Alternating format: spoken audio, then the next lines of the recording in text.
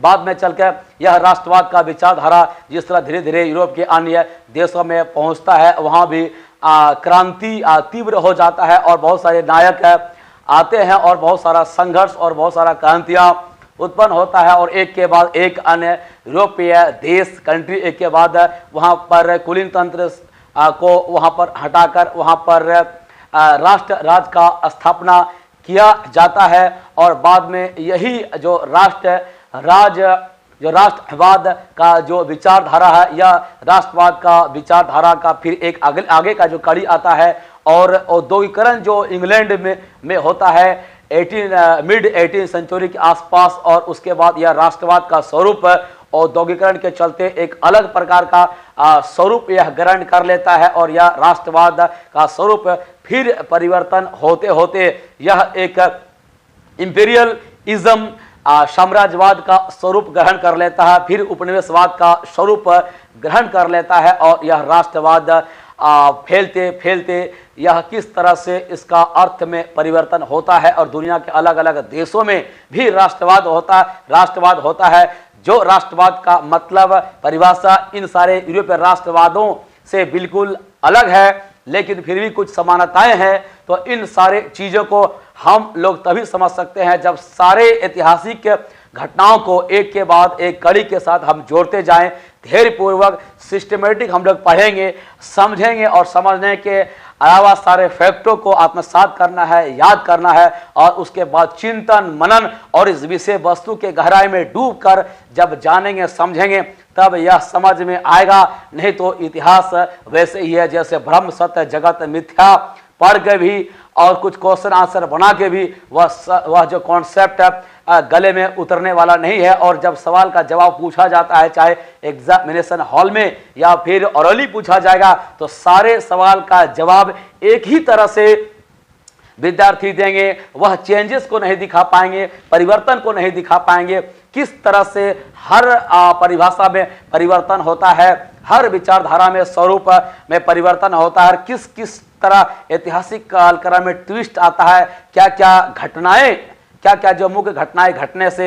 उसमें उन सारे स्वरूप में परिवर्तन आता है और ऐतिहासिक परिवर्तन आता है। तो ये परिवर्तन को समझना ही इतिहास है। इस टॉपिक में इतना बहुत ही कम हो पाया है और बहुत सारे जो गूढ़ तथ्य हैं, बहुत सारे गहराई लिए हुए कुछ क्वेश्चन आंसर है। सामान्य क्वेश्चन आंसर तो हम लोग डिस्कस करेंगे ही, जो सब्जेक्ट जो बुक में किताब में दिया गया है इसके अलावा भी किस किस प्रकार का क्वेश्चन बन सकता है, यहाँ पर कैसे कैसे सवाल पूछे जा सकते हैं,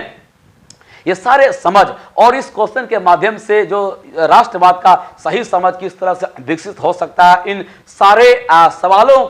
को लेते हुए किस तरह रुचिपूर्ण ढंग से इसको इंटरेस्टिंग बनाते हुए हम लोग इसको समझेंगे और आगे बढ़ेंगे और किस तरह से हम लोग बाल का खाल खींचेंगे और कहां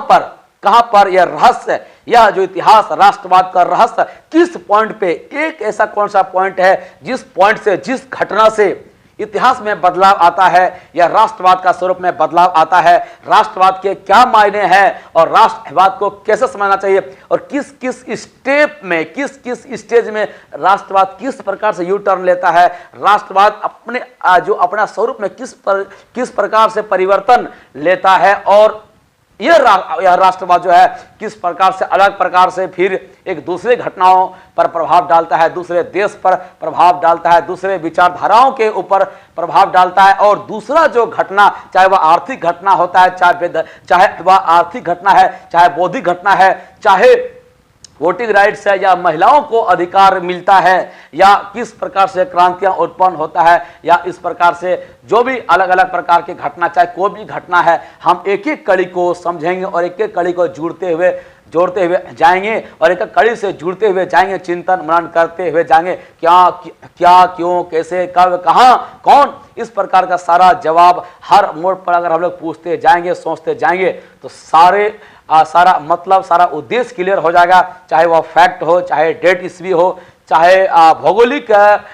जो हमारे घटनाएं है, भौगोलिक इन्फॉर्मेशन है, सारा स्वरूप के बारे में उजागर हो जाएंगे। हर एक चीज का यथार्थ, एक एक चीज का मतलब, मायने क्या मतलब है, किस डेट का क्या मायने है, किस लोगों का क्या मायने है, किस पेंटर का क्या मायने है, किस महिलाओं का क्या मायने है, किस राजनेताओं का क्या मायने है,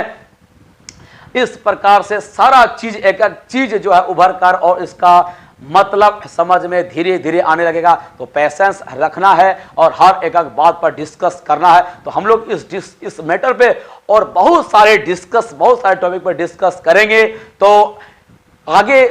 इस टॉपिक पर जानकारी के लिए, इस टॉपिक को तैयारी करने के लिए, इस टॉपिक में ज़्यादा जानकारी के लिए और भी आगे का वीडियो देखें। और इस टॉपिक को समझने के लिए फ्रेंच रेवोल्यूशन का भी वीडियो हमारा अलग अलग क्लास 9 और भी अलग अलग क्लासों में दिया गया, तो उसको भी देखिए और उस वीडियो को, उस जानकारी को इसके साथ जोड़िए। थैंक यू वेरी मच हमारे साथ बने रहने के लिए। चैनल को सब्सक्राइब नहीं किए हैं तो चैनल को सब्सक्राइब कीजिए और इस चैनल का लिंक दूसरे विद्यार्थियों को भी भेजिए ताकि उन्हें भी फायदा मिले। Thank you very much being with us. I am Ashok Kumar Sharma, the chairman of people welfare foundation,